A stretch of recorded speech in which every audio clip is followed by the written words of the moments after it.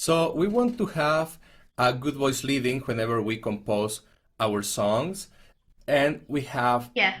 this um, basis that GarageBand gives us.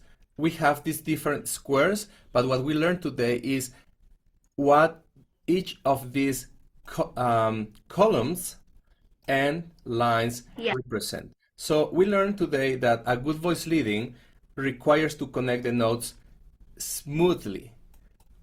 So for Yeah. instance, when we had these chords, we usually learn them in the position of the fifth.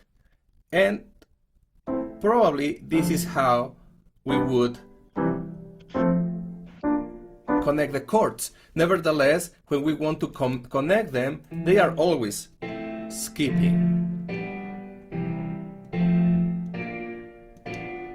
So in a good voice leading, what we want is to maintain the same notes Yeah. or notes in common between every chord in the same place. For instance, E minor and A minor share an E. So what we could do is leave the E in place, Yeah. and this way we only have to move two notes instead of moving all of the notes. And this gives us a better voice leading, or a good voice leading actually. For connecting the next chord, we have the A in common, so Yeah. we could leave it in place and we would get this position. For the chord of G, we could leave now the D in common. For the C, we're going to have the following position. Oops. Like this. Yeah. And so this is the way GarageBand works. Okay?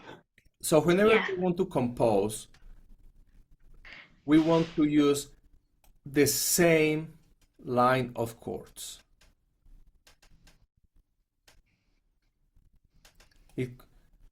So that they will have a good voice leading. We don't want to play the first square and then the top one and then the one in the middle, because then that means that the chords will be also skipping. And something that Yeah. we learned today is that to have a good voice leading, we want to Yeah. use the chords of the same line. And why is voice leading important? Because that gives us a smoother connection of the chords.